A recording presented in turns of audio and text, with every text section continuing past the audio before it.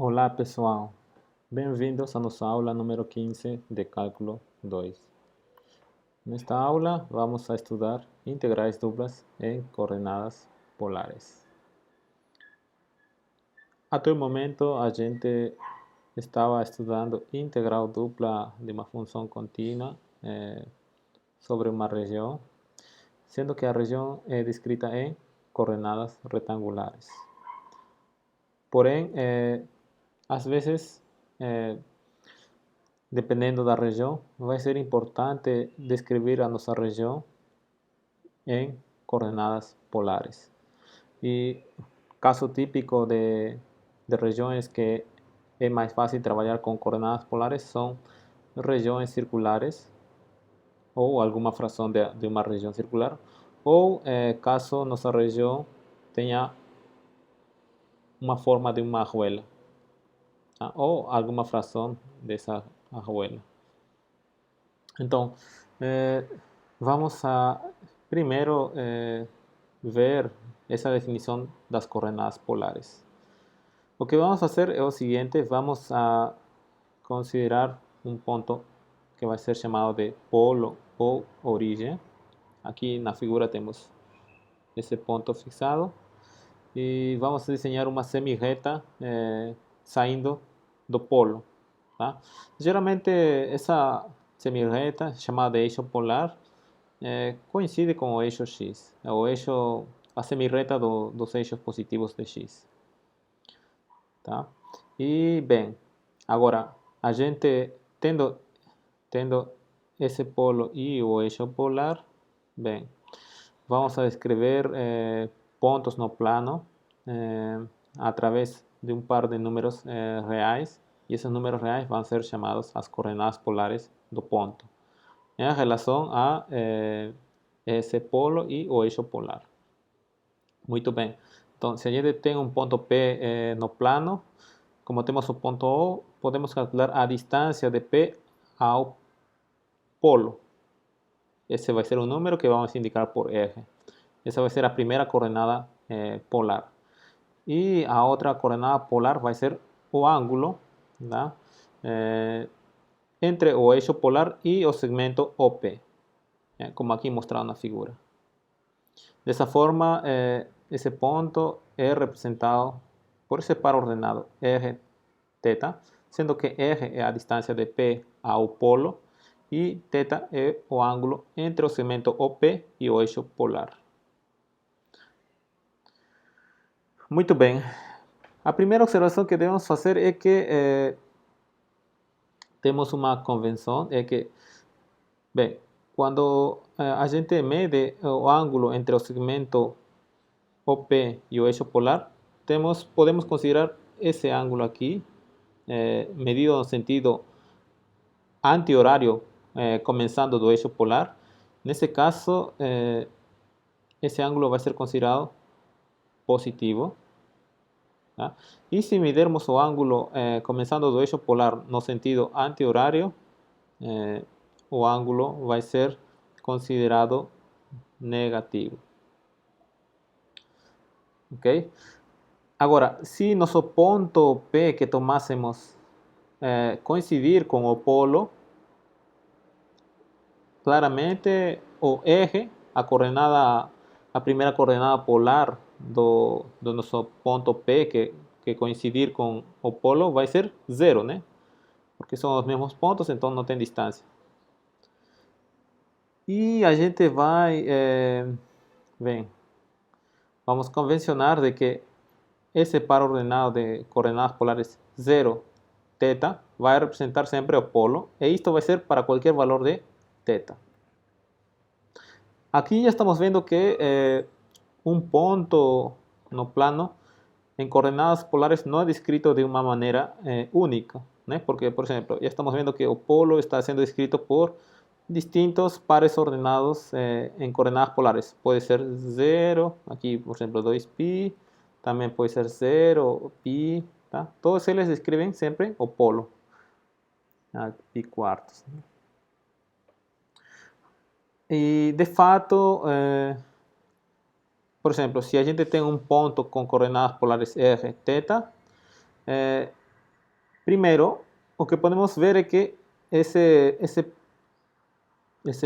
ponto com essas coordenadas, também podemos escrever esse ponto com essas coordenadas polares, tá? Isto aqui, inicialmente considerando n um número natural, isso podemos ver porque se temos esse ponto, r θ, essas suas coordenadas polares, bem, esse ponto também pode ser escrito como r, tá? Em coordenadas polares, r, a mesma distância, não muda isso, mas se a gente tinha aqui θ, e se darmos uma volta completa, teríamos, o novo ângulo seria θ mais 2π. Correto? E, bem, isso se a gente continuar a dar duas voltas, seria mais 4π. E vai representar o mesmo ponto. Similarmente, se em vez de dar uma volta no sentido anti-horário, a gente desse agora uma volta no sentido horário, tínhamos que aqui era θ, mas estamos dando uma volta no sentido horário, seria menos 2π. Então, esse ponto também é descrito como r θ menos 2π. Se damos duas voltas no sentido horário, seria menos 4π. θ menos 4π. Então, é por isso que esse ponto descrito com essas coordenadas polares, podemos escrever o mesmo ponto com essas coordenadas polares. E, bem, daí estamos vendo novamente que um ponto no plano não é descrito de maneira unívoca em coordenadas polares. Podemos representar um ponto de várias maneiras, né, em coordenadas polares. Já em coordenadas cartesianas, si un ponto era representado de manera única por un par ordenado de números reais, y ese par ordenado era llamado de coordenadas cartesianas de ese punto. Ok, y también otra observación importante es la siguiente, es que inicialmente estamos considerando R positivo porque va a representar una distancia, más podemos extender las coordenadas polares de tal forma a considerar que R sea negativo. Ya sabemos que cuando R es 0 va a ser o polo. Entonces, vamos a extender cuando caso de que R sea menor que 0, de la siguiente manera. O sea, tenemos R θ, ¿tá? Y queremos interpretar esas coordenadas polares van a representar un punto. Ahora, ¿qué punto va a representar? Asumiendo que R estamos considerando positivo. Entonces, esas coordenadas polares van a representar un punto sobre una reta que va a ser a reta que pasa pelo punto representado con esas coordenadas polares y pelo polo. Entonces, no, tenemos esa reta, ¿correcto? Ese punto va a ser un punto sobre esa reta. Ahora, ¿cómo vamos a determinar ese punto? Bien, va a acontecer que ese punto P', vamos a llamar ese punto P', ahí se va a ser llamado de P. A distancia de P' a origen debe ser igual a valor absoluto de R. Entonces, solamente tenemos dos opciones, ¿no? Si aquí está a origen, ya tenemos que aquí a distancia R, que, bien, si R fuese negativo, sería negativo, entonces, no, lembra, ¿no? Estamos considerando positivo. Ven, aquí va a ser positivo y esto obviamente coincide con el valor absoluto de R o valor absoluto de menos R. ¿Tá? Bien, entonces, ese par ordenado va a representar puntos sobre esa reta vermelha, de tal forma que a distancia do ponto P' a origem deve ser R, o número positivo que estamos considerando. Y si R fuese negativo, ven, tenemos que considerar ese punto, va a representar aquel punto sobre esa reta vermelha cuya distancia a origen va a ser valor absoluto de R. Entonces tenemos dos opciones, puede ser ese punto o puede ser una misma distancia aquí, valor absoluto de R, puede ser ese punto. Y por definición, como ya tenemos o P representado por R θ, o P' va a ser o opuesto a P que verifica esa condición. Entonces solamente temos essa possibilidade para nosso ponto P'. Tá? Então, por exemplo, né, como vamos a ilustrar, vamos supor que temos as coordenadas polares e temos que esse ponto em coordenadas polares é eje θ, sendo que eje é positivo. Tá? Qual seria o ponto representado com coordenadas polares menos eje θ? Aqui estamos asumindo que isto seja maior que zero. Então seria da mesma maneira, vai ser aquele ponto que está nessa reta, correto? E que está a uma distância da origem, que está a uma distância valor absoluto de menos eje ou valor absoluto de eje, que seria, bem, esse ou esse ponto. Mas esse ponto é, por definição, aquele ponto oposto em relação à origem, a nosso ponto inicial, eje, representado com coordenadas polares eje θ. Então seria esse ponto aqui. Seria menos eje θ. Ok?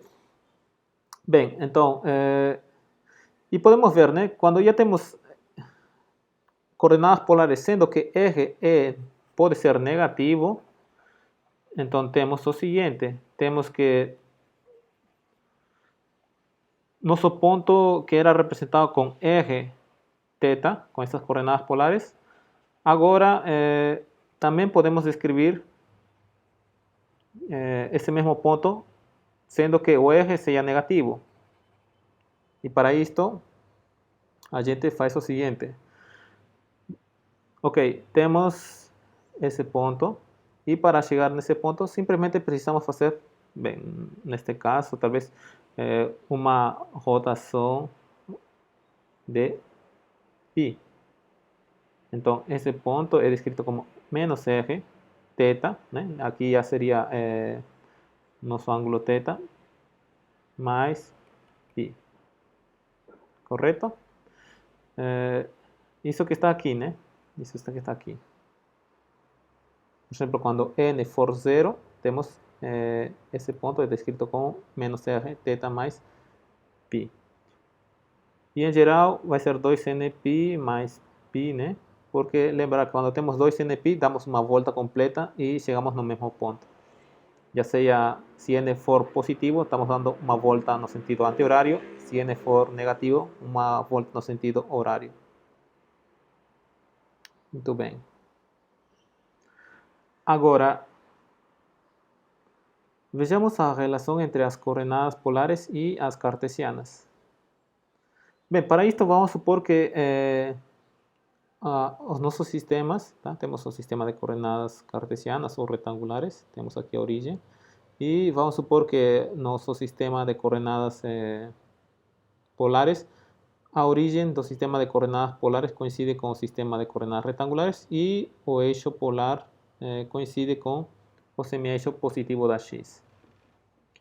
Tá? Vamos a proporcionar a relação entre essas coordenadas nessas condições. Bem, e para isto seria olhar, importante, olhar a seguinte figura. Bem, a gente tem um ponto, certo? Temos um ponto no plano. Tá? Esse ponto, vamos supor que esteja no primeiro quadrante, vai ter coordenadas cartesianas, que seriam, lembrar, né? Esse seria o x, esse aqui seria o y. E também pode ser escrito em coordenadas polares, correto? Temos a distância, vai ser r, e aqui o ângulo que faz o P com o eixo polar. Bem, se por acaso a gente tem nosso ponto P em coordenadas polares, né? Temos o nosso ponto em coordenadas polares, como obter as coordenadas cartesianas desse ponto P, tendo as coordenadas polares? Bem, a resposta sai dessa figura aqui, né? Porque vemos que temos um triângulo retângulo aqui, né? E temos que o seno de θ vai ser y sobre r, daí temos que y vai ser r seno de θ, que está aqui, essa equação. Similarmente, vamos ter, analisando agora o cosseno de θ, vamos ter que x vai ser r cosseno de θ. Então, dessa forma, essas equações nos proporcionan as coordenadas cartesianas de un punto que está siendo descrito en coordenadas polares. Agora vejamos o recíproco. Suponhamos que temos as coordenadas cartesianas de um ponto. Como descrever ou como encontrar coordenadas polares que descrevam esse mesmo ponto, né? Bem, para isto partimos dessas equações. Temos que, tomando quadrado a ambos lados, aqui quadrado, quadrado, e somando ambas equações, vai nos dar essa relação. E se a gente estiver trabalhando com coordenadas polares, sendo que o eje vai ser positivo, então o eje seria raiz quadrada de x quadrado mais y quadrado. Dessa maneira encontramos a primeira coordenada polar. E, bem, como encontramos o nosso ângulo, que seria a segunda coordenada polar, que descreve o nosso ponto, cuyas coordenadas cartesianas são x e y. Bem, dessas equações, claramente dá para ver que, analisando aqui essa figura, temos que y sobre x vai ser igual a tangente de θ. Bem, só que aqui R, se consideramos que R está positivo, bem, fica determinado de maneira única, certo? Conhecendo x e y.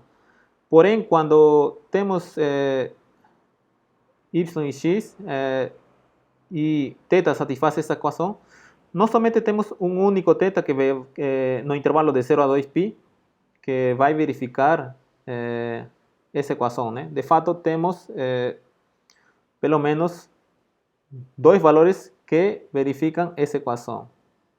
Tá? Ou seja, essa equação não determina unívocamente θ quando x e y são dados. Porque a medida que θ aumenta no intervalo de 0 a 2π, bem, esse valor ocorre duas vezes, tá? O valor de tangente de θ. Então, devemos escolher θ apropriado, de modo que o ponto representado em coordenadas polares corresponda ao ponto que esteja no quadrante apropriado, né? Sim? E, bem, aqui, essas duas primeiras equações são válidas. Bem, a gente obteve essas equações considerando que o ponto P esteja no primeiro quadrante, mas essas equações são válidas para quaisquer valores de R e θ. Então, podemos talvez ver um par de exemplos sobre essa relação entre coordenadas polares e cartesianas. Bem, o mais fácil era, uma vez que a gente tem as coordenadas polares, a gente consegue determinar de maneira única as coordenadas cartesianas, né? Através da relação x igual a r coseno de θ e y igual a r seno de θ. Como neste caso temos R, né? Temos esse ponto descrito em coordenadas polares R e θ, queremos determinar as coordenadas cartesianas. Bem, neste caso, simplesmente aplicar essas fórmulas, né? R é 2, θ é π sextos. Bem, trigonometria fundamental, né? Cosseno de π sextos e seno de π sextos são conhecidos e obtemos esses resultados. Em coordenadas cartesianas, x seria raiz de 3, y é 1. Mais ou menos seria raiz de 3, y1, talvez seja esse ponto aqui, né? Ok? E, bem, de fato, aqui temos então raiz de 3, aqui temos 1. A hipotenusa desse triângulo seria 2, que precisamente seria nosso R, a primeira coordenada polar. E esse ângulo corresponde a π sextos, né? Π sextos. Então, verdadeiramente, pelo menos, vemos que faz sentido a nossa resposta, que aqui seria o ponto raiz de 3, 1, em coordenadas cartesianas. E esse ponto em coordenadas polares é representado por uma maneira de descrever 2π sextos. Agora, bem, vejamos o caso B. Queremos descrever esse ponto que está em coordenadas cartesianas, queremos escribir en coordenadas polares. Então agora é o problema inverso. Temos essas coordenadas, queremos encontrar suas coordenadas polares que representem o ponto, né, dado. Bem, então, determinar R, se a gente considera positivo, lembrar, dá para fazer isso de maneira única, né? Considerando R positivo, podemos tomar essa raiz quadrada de x quadrado mais y quadrado e vai nos dar que R vai ser raiz quadrada de 2. Muito bem. Então, nosso ponto 1 menos 1 está aqui. 1 menos 1. Claramente aqui a distância seria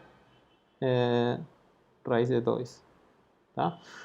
Bem, a gente poderia encontrar um par ordenado de coordenadas polares que descrevam esse ponto aqui, usando a definição que foi apresentada no início, sem olhar essas equações que relacionam as coordenadas polares com as cartesianas. Por exemplo, bem, isto aqui, a distância é raiz de 2. Tá? Agora, como encontrar o ângulo? Bem, se consideramos o ângulo a partir do eixo polar no sentido anti-horário, que ângulo seria isto? Aqui claramente seria π meios, 3 π meios, e aqui, como estamos nesse triângulo isósceles de 45, 45, aqui seria π quartos. Seria 3 π meios mais π quartos, seria 7 π quartos. Então seria raiz de 2, 7 π quartos. Essa seria uma maneira de representar esse ponto em coordenadas polares. A outra maneira, bem, já temos raiz de 2, seria se medimos o nosso ângulo a partir do eixo polar no sentido horário. Como o ângulo vai ser π quartos, né, 45 graus, mas estamos medindo no sentido horário, vai ser negativo, então vai ser menos π quartos. Então outra maneira seria raiz de 2 menos π quartos. Está aqui. Ou a primeira maneira que falei, ou bem, se a gente dá no sentido anti-horário, né, éramos 7 π quartos, podemos dar uma volta completa, seria 7 π quartos mais 2π, isso vai nos dar talvez 15 π quartos, ok? Agora, se a gente não aplica a definição e tenta obter um valor de θ que verifique essa equação, que teríamos? Bem, teríamos tangente de θ vai ser igual a y sobre x. Y é menos 1, x é 1, então o quociente é menos 1. Agora, temos que ter cuidado, né? Temos que escolher θ. A partir dessa equação, temos que escolher θ apropriado de maneira que descreva esse ponto. Então, nossa função θ, nossa função tangente é uma função periódica de período π. Então, aqui mais ou menos temos o gráfico, que vai ser algo assim, passando pela origem, em menos π meios e π meios são assíntotas. Por aqui temos quando seu valor é menos 1, vamos ter aqui, vai ser menos π quartos, né? Menos π quartos. Mas alguém poderia pensar o seguinte, professor, a função tangente é periódica de período π, então podemos considerar menos π quartos mais π. Quanto seria isso? Menos π quartos mais π seria 3π quartos. Tangente de 3π quartos também vai ser menos 1. Então, alguém poderia pensar, bem, professor, então temos raiz de 2, 3π quartos. Essas coordenadas polares vão descrever esse ponto. E a resposta é não, tá? Porque, como foi comentado, essa equação aqui não determina de maneira única o valor de θ. Temos que escolher o valor apropriado de θ de tal maneira que quando tomamos as coordenadas polares R e θ, esse ponto de coordenadas polares descreva o nosso ponto que estamos considerando, né? Ou seja, deve estar no quadrante apropriado. Se a gente considera esse par de coordenadas polares, obviamente verifica essa condição, né? θ com esse valor verifica essa equação e nosso R também verifica essa equação, certo? Porém, esse ponto em coordenadas polares seria raiz de 2, né? Seria esse mesmo comprimento, tá? Mas pode estar aqui, né? Esse comprimento. Só que vai ser 3 pi quartos, né? 3 pi quartos, aqui temos 1 pi quarto, 2 pi quartos, 3 pi quartos. Então seria esse ponto aqui. Mas obviamente esse ponto em coordenadas polares que tem essa representação não descreve o nosso ponto 1 menos 1. Então, dessa maneira, o valor de θ que verifica essa equação 3 pi quartos é desconsiderado. Tá? E somente, bem, no intervalo de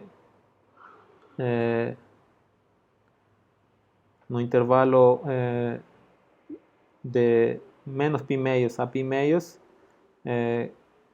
um número que verifica essa equação seria menos pi quartos. Tá? Então, devemos ter cuidado quando a gente tenta representar um ponto em coordenadas cartesianas para coordenadas polares.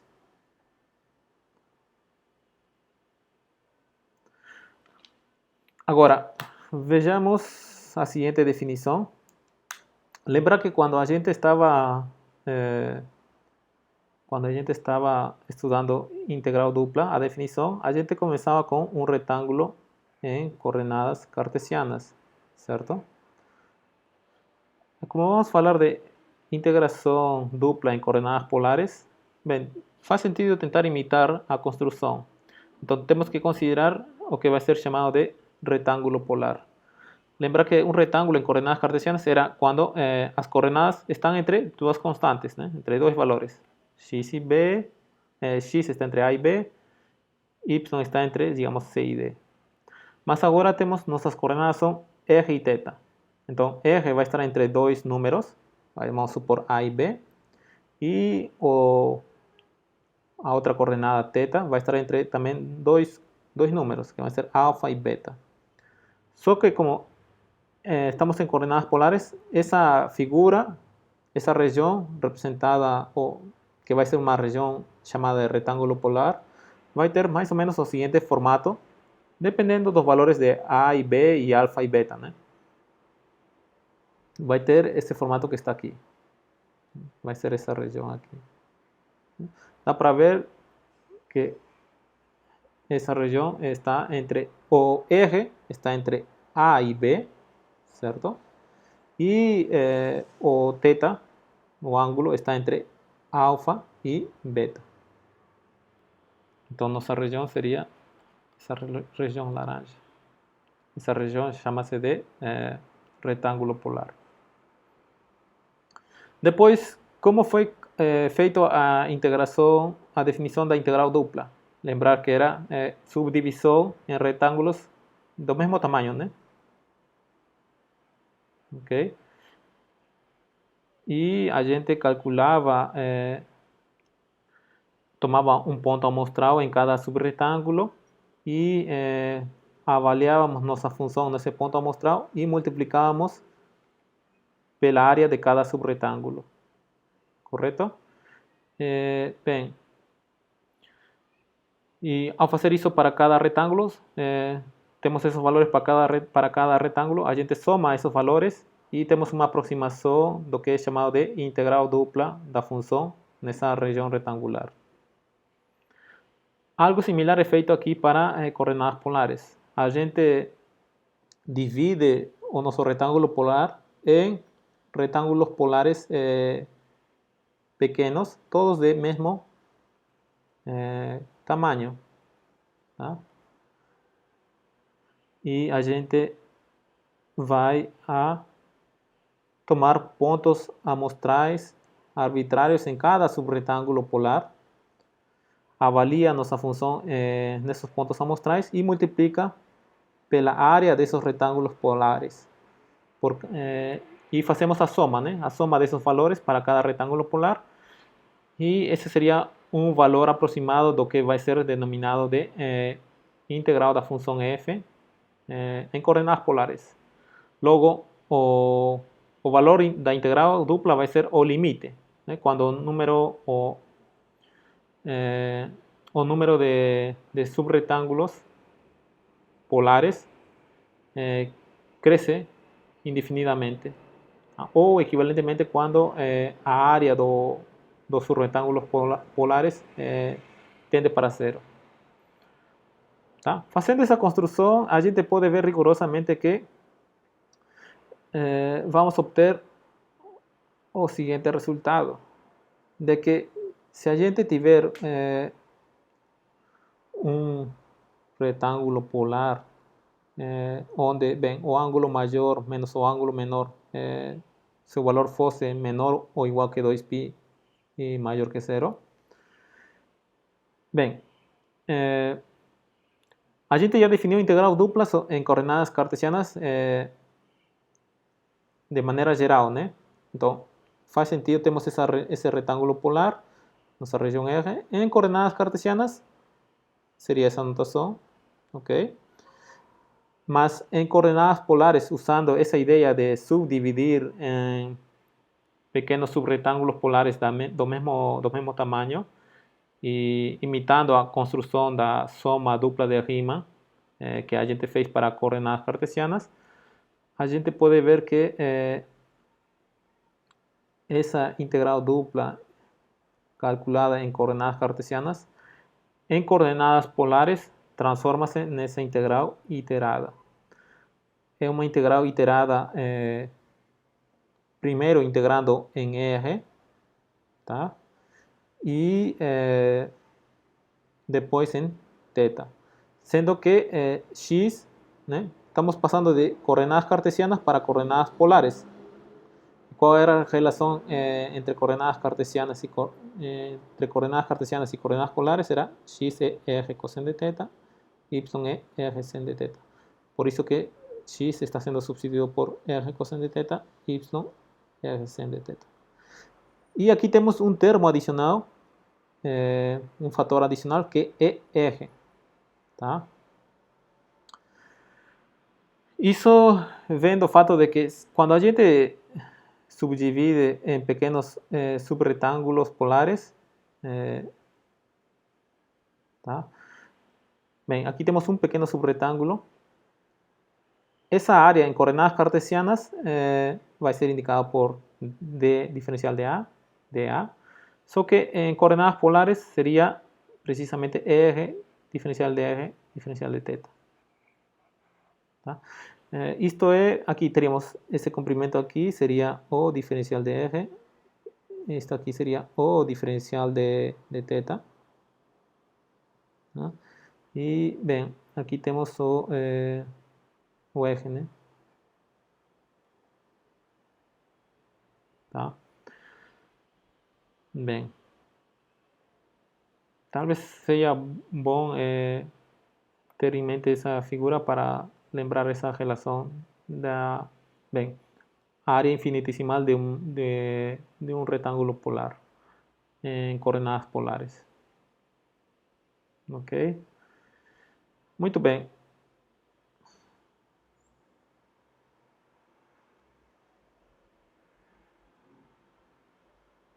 Então, agora vejamos o seguinte. Vamos ver exemplos. Vamos ver exemplos. Consideremos essa integral dupla, sendo que nossa região é aquela região delimitada por esses círculos, só que estamos considerando a parte superior. Bem, aqui a gente já pode, de fato, temos ilustrado essa região, está aqui. Bem, uma figura do livro de Stewart. De fato, todas as figuras são do livro de Stewart. Estou tomando emprestado para a apresentação. E essa região é um retângulo polar, certo? Temos que o eje varia de 1 para 2 e o ângulo θ varia de 0 para π. Bem, então, como essa região é um retângulo polar, em coordenadas cartesianas é descrito dessa maneira, em coordenadas polares é descrito dessa maneira. Então, podemos calcular essa integral dupla em coordenadas polares e para isso usamos esse resultado, essa igualdade, equação 3. Bem, então temos que substituir, lembrar, né? X substituído por R coseno de θ, Y é R sen de θ. Como tenemos y cuadrado, tenemos esa expresión. No es que ser do eje, ¿cierto? Y después tenemos primero integración en eje y después en teta. Então aqui já, e lembrar, né? Lembrar, colocar bem os limites de integração. R varia de 1 a 2, θ varia de 0 a π. Então integramos em relação a R. Lembrar que aqui temos distributiva, né? Multiplica, vai nos dar essa expressão. E agora integramos em R. Então θ, qualquer função de θ é olhado como constante. Vamos ter essa primitiva, avaliamos em 2, menos avaliado em R igual a 1, nos dá essa função. E aqui, bem, é lembrar técnicas de integração de cálculo 1. Lembrar que quando temos seno quadrado de θ, queremos calcular sua primitiva, passamos para, escrevemos ela em termos de cosseno do dobro de θ, que seria 1 menos cosseno de 2θ dividido por 2. Então, calculamos a primitiva dessa função, avaliamos em θ igual a π, menos avaliado em θ igual a 0, então temos essa resposta. Então, o cálculo 2 seria aqui essa primeira equação, certo? E depois tudo, bem, são operações básicas e cálculo 1, tá? Talvez aqui também seria, essa primeira parte aqui, essa equação também seria cálculo 2, né? Porque estamos integrando em relação a uma variável. Em cálculo 1 só tínhamos uma única variável e era integração nessa única variável. Tá? Mas quando integramos em relação a uma variável, a outra variável que não está sendo integrada é considerada como constante.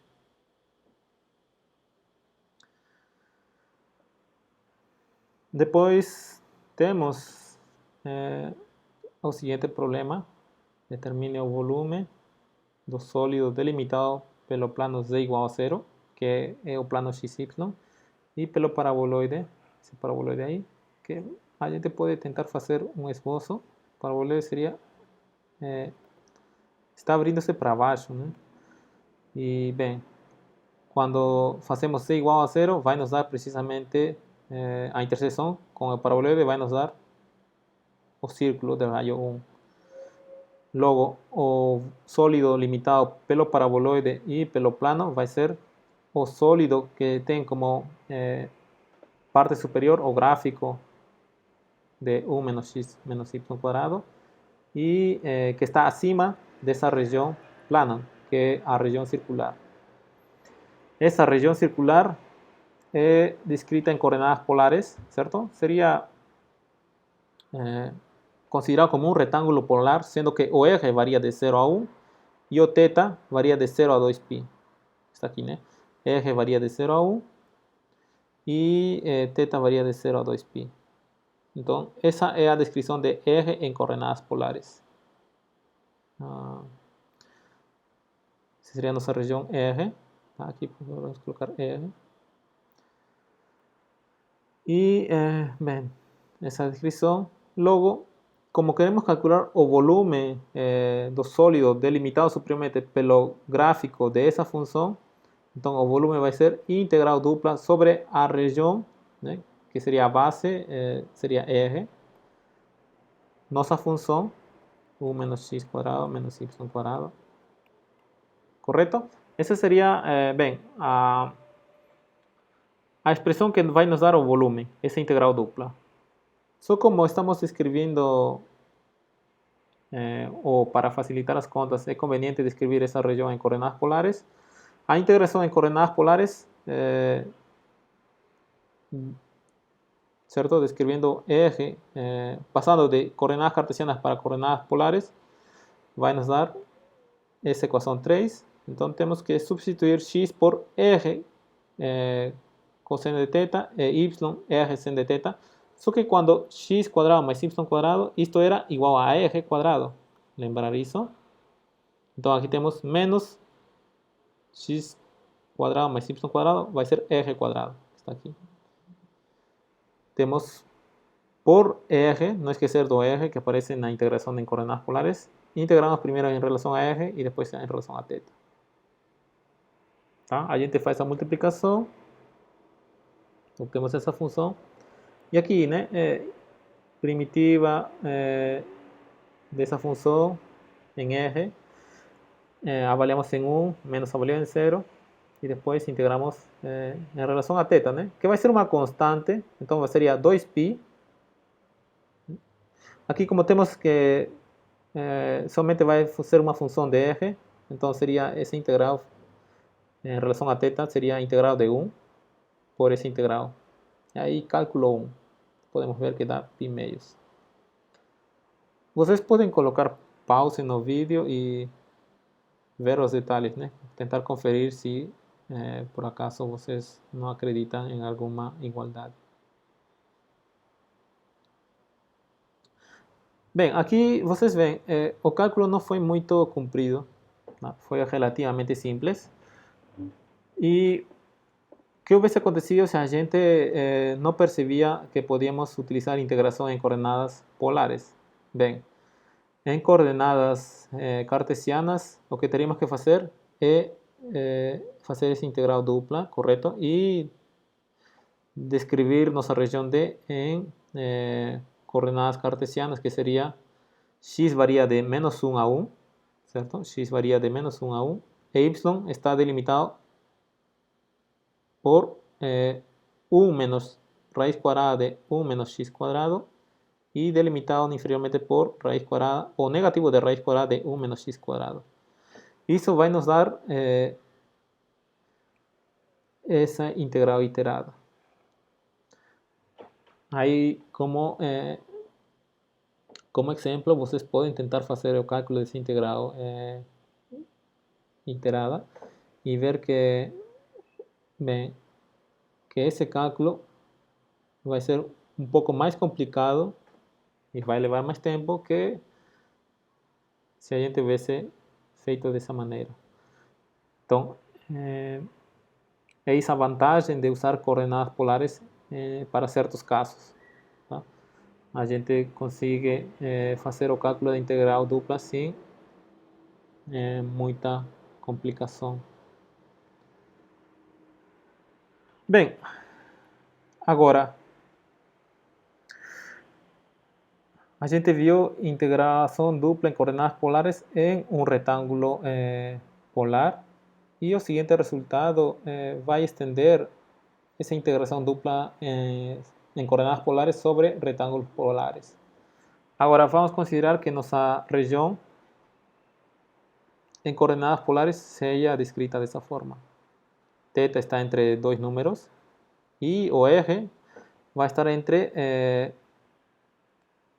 os valores de duas funções de θ. Mais ou menos uma figura que ilustra essa região D é essa aqui.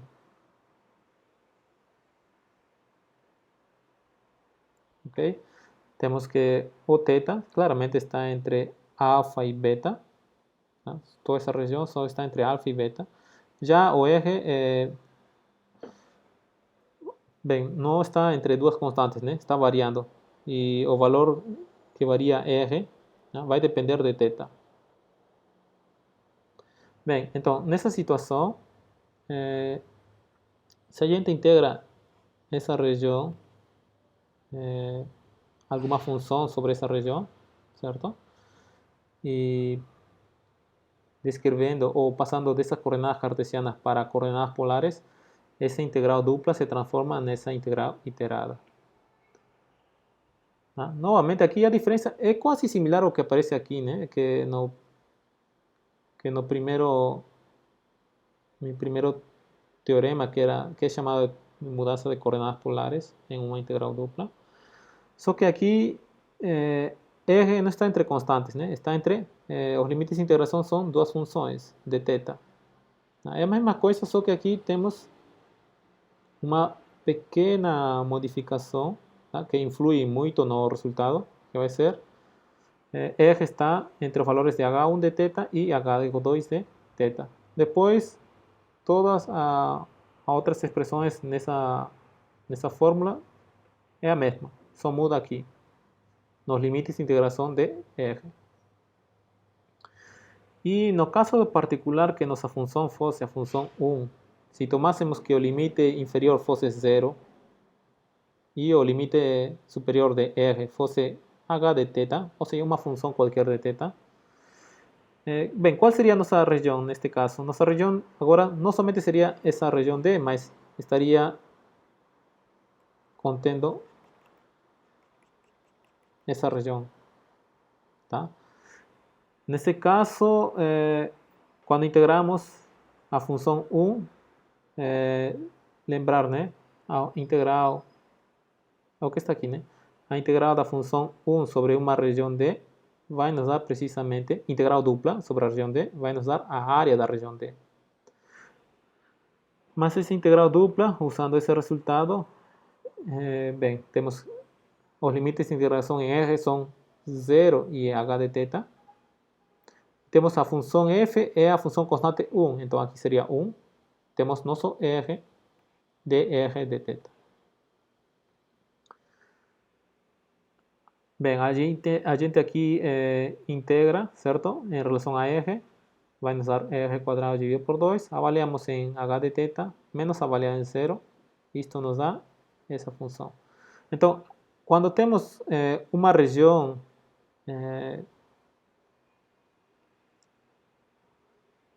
descrita dessa forma, né?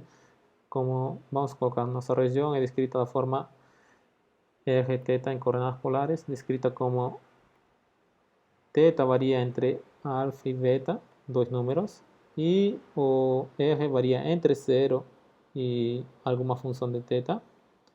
Então, a área dessa região é encontrada através dessa integral, que vem integração em θ. E a gente está apresentando aqui um exemplo. Tá? Temos essa curva descrita em coordenadas polares, que vai ser essa rosácea de 4 pétalas. E, bem, cada rosácea vai ter a mesma área, né? Dá para ver na figura. Queremos calcular a área de uma das pétalas. Então, vamos ilustrar isso no GeoGebra. Aqui no GeoGebra, as coordenadas polares são descritas da seguinte maneira. R, a gente põe um número, e depois colocamos ponto vírgula, tá? E o ângulo, né? Pi quartos, por exemplo. Então, esse seria o ponto descrito em coordenadas polares 2 pi quartos. Podemos talvez colocar 45 graus, né? Em coordenadas também em graus, certo? Que nos pode ser, o GeoGebra também aceita não somente radianos, tá? Por exemplo, 0 graus seria o ponto 0 em coordenadas polares, em coordenadas cartesianas, desculpa. 0 graus vai nos dar esse ponto aqui, tá? Agora, vamos a descrever essa curva, né? R igual a cosseno de 2 θ. Aqui eu estou nomeando θ como A e o nosso ângulo está em graus, tá? Agora, vamos ver o que acontece, né? Inicialmente, quando A é 0, temos R vai ser 1 e o nosso ângulo é 0. Então seria esse ponto. Agora vamos ver o que acontece quando o ângulo varia de 0 a 2π. Então vou parar aqui. Note que quando temos quase 45 graus, ou seja, θ variou π quartos, mais ou menos estamos, de fato vamos estar na origem, né? Porque temos cosseno π quartos, seria cosseno de π meios, vai ser 0. Quando R é 0, estamos na origem, tá? Então vamos novamente, só queria chamar a atenção para isso. Então temos, aí estamos π quartos na origem, depois π meios aqui embaixo. E vocês, cada uma das metades das pétalas é π quartos, tá? Temos aqui π quartos, π meios, 3 π quartos, que mais? Π, que seria aqui π, 5 π quartos, 6 π quartos, 7 π quartos 8 pi quartos, 2π, né? Tá? Agora, bem, então, nosso eje varia de 0 a... Se a gente analisa simplesmente a pétala que está sendo apresentada na figura, nosso eje varia, né? O valor de eje varia de 0, com menor valor aqui, de 0 até o valor que está nessa curva, que é precisamente cosseno de 2θ. Tá? Então, nessa fórmula, nosso h de θ seria cosseno de 2θ. Ok? Agora, o problema está talvez determinar os limites de integração, alfa e beta. Aqui na figura já estou apresentando que vai ser menos pi quartos até pi quartos. Tá? Já vimos que de 0 a pi quartos precisamente vai chegar aqui na origem, né? Mas isso foi começando de 0 a pi quartos. E vimos que daqui vai ser da origem até esse ponto é quando temos de 7 pi quartos a 2π, né? Isto aqui acontece. Então, esse pedaço é tracejado ou é feito quando θ varia de 7 pi quartos até 2π. Tá? Agora, mas aqui a gente tem que fazer, né? A alfa tem que ser menor ou igual que beta. Θ tem que estar entre alfa e beta. A gente não pode tomar aqui... bem, temos... θ estaria... Talvez o que está claro é que θ estaria entre pi quartos. Seria menor ou igual que pi quartos. Qual seria o valor menor de θ? Bem, não podemos colocar 7 pi quartos porque não verifica essa condição, né? Que alfa seja menor que beta. Se a gente coloca 7 pi quartos, claramente isto aqui não é menor que isso aqui. Mas 7 pi quartos pode ser descrito também em radianos fazendo uma volta, né? Aqui seria isto aqui, 7 pi quartos, né? Correto? Mas a gente pode escrever isto fazendo uma volta no sentido horário, né? Que seria 7 pi quartos menos 2π.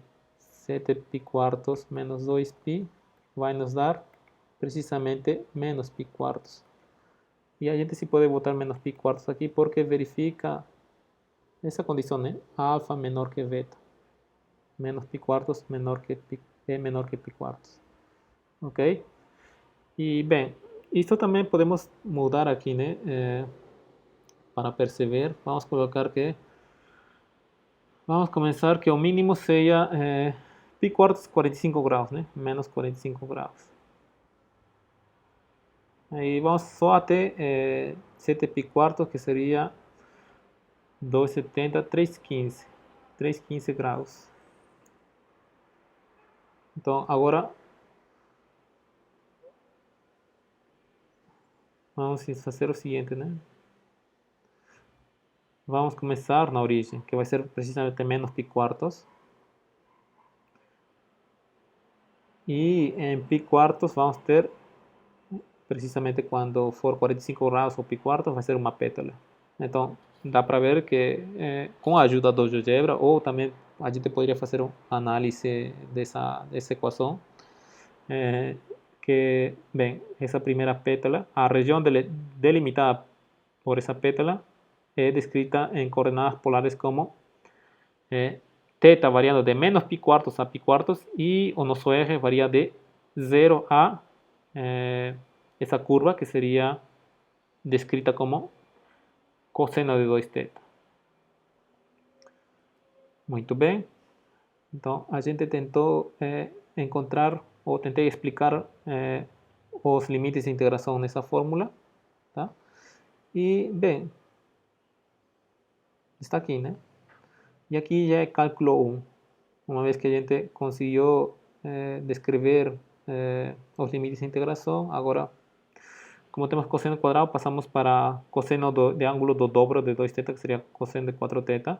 sería, né? 1 coseno de 4 teta dividido por 2. Tenemos aquí un 2, dividido por 2 sería dividido por 4. Aquí podemos calcular ese integral. Ustedes pueden nuevamente tomar su tiempo y analizar la respuesta, las contas.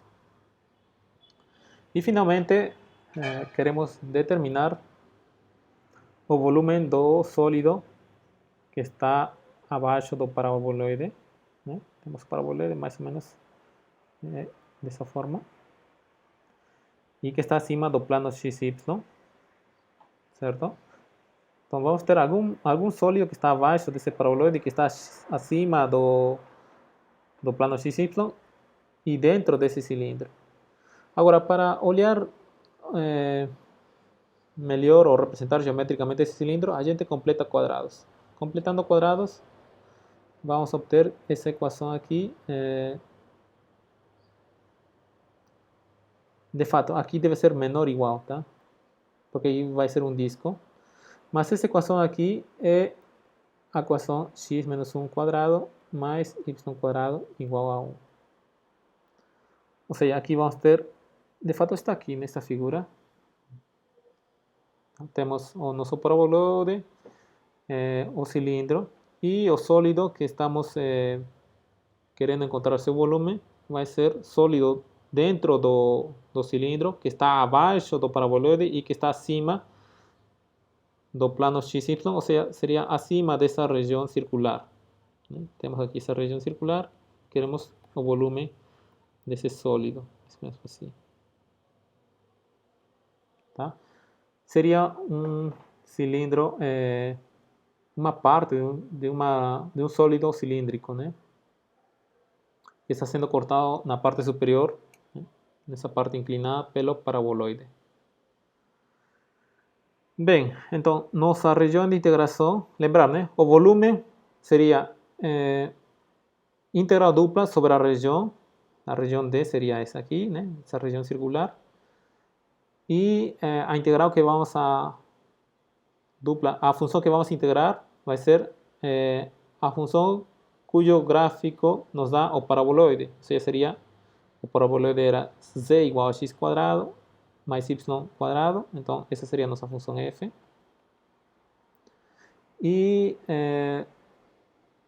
bem, em coordenadas cartesianas, a integral dupla ficaria expressada dessa forma. Isso nos daria o volume. Agora, como nossa região é uma região circular, então é conveniente descrever a nossa região circular em coordenadas polares. Tá?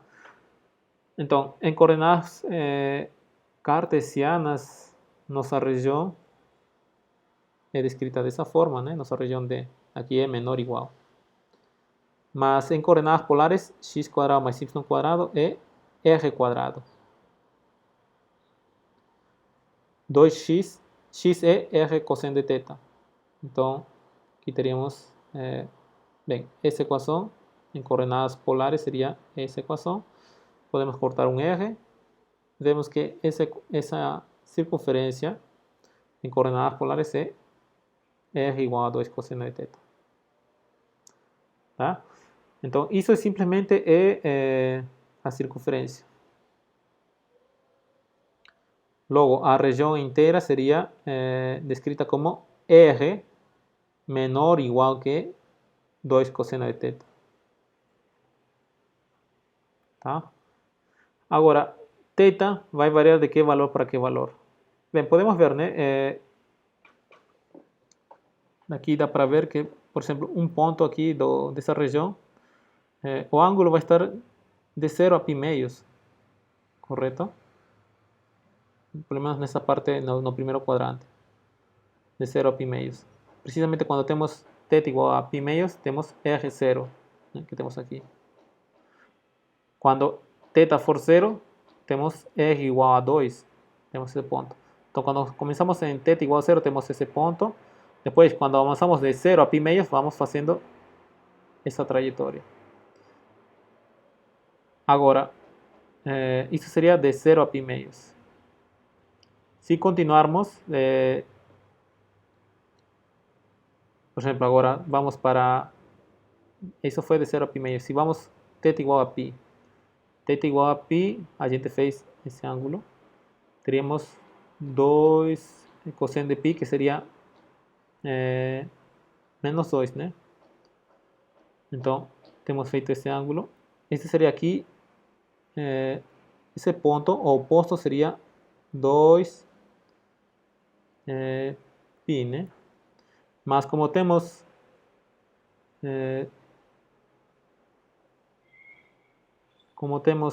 quando θ é pi, temos menos 2, então menos 2 pi seria esse ponto aqui.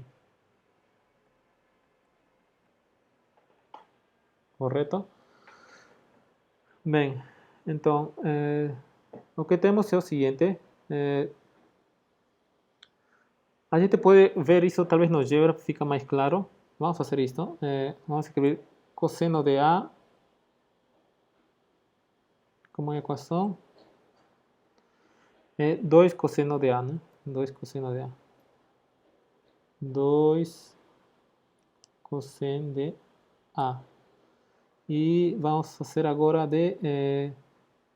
vamos mudar de o que estava comentando, de 0 a 2π inicialmente. Vamos ver o que acontece. Muito bem. Então vamos começar em 0. Opa, aqui foi.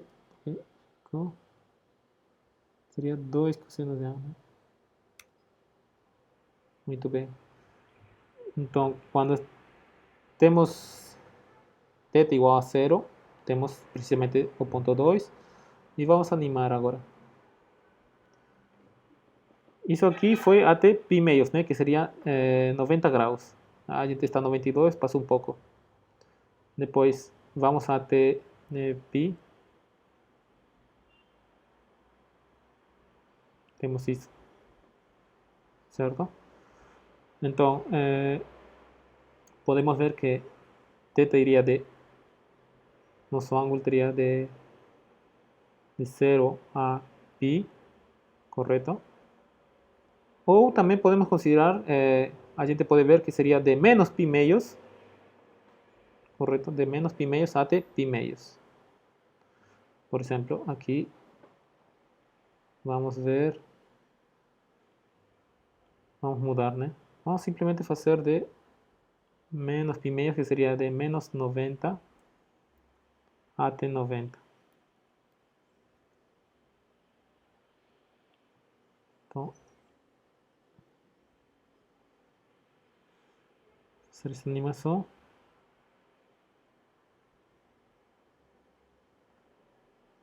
Dá para ver, né? Aqui está um pouco devagar, mas está construindo a nossa figura.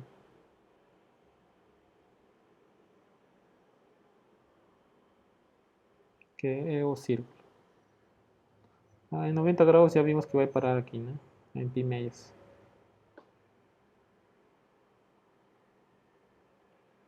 Muito bem. Bem, agora, então, essa região descrita em coordenadas polares seria dessa forma, ok? E, bem, temos que esse integral duplo em coordenadas cartesianas, devido ao teorema apresentado, né, o teorema que era o teorema de mudança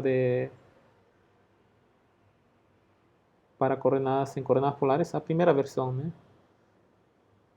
Não, bem, a primeira versão era para retângulos polares, agora essa versão aqui vai nos dar essa fórmula. Okay. Neste caso, o eje está limitado por 0 e por 2 cosseno de θ, que está aparecendo aqui. Eje 0 e 2 cosseno de θ. X cuadrado mais y cuadrado em coordenadas polares fica eje quadrado e diferencial de A é essa expressão. Bem, e nosso θ está entre menos π meios e π meios. Tá? Muito bem. Bem, aí aqui já seria um cálculo de integral de cálculo 1, né? Integramos em R e depois em θ. A primitiva de r cubo seria r4 dividido por 4. Avaliamos em 2 cosseno de θ menos avaliando em 0. Nos dá esse resultado. E aqui temos que baixar o expoente, né? Baixamos de 2 em 2. Para isso, transformamos essa expressão no cosseno do ângulo do dobro. Vai ficar em cosseno quadrado de 2θ. E depois, novamente, baixamos para expoente 0. Isso vai nos dar cosseno do ângulo do dobro, que seria cosseno de dobro de 2θ. Vai ficar cosseno de 4θ. E, bem, fazendo as contas, vocês podem verificar que daria 3π. Tá? Muito bem, pessoal. Então, a gente para por aqui. E agora vamos nos encontrar na próxima aula. Tá? Então, a gente se encontra na aula número... Esta foi a aula número 14, não, a aula número 15. A gente se encontra na aula 16.